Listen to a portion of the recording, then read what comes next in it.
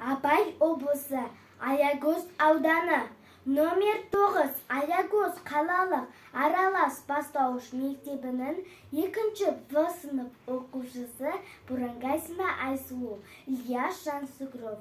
Күзгі күлкем, сарғайдың тоғайда, күл күзгі тұрым, жайылып жапырағын тұрған бұрын, арабал, көбелек, сүл жұтқан сенен, ол қайда маса, соны шіркей шыбын.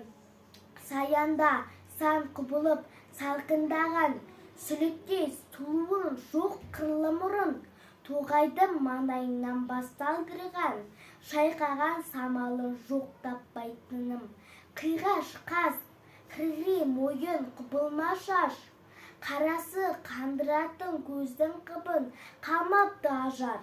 Шырай сүрініңіз, сүзекпе, сүзілме, мен сенің мұның. Сорлығы табиғаттың бұл әурезі, 4 бөлік түрлендірген жылдың күнін.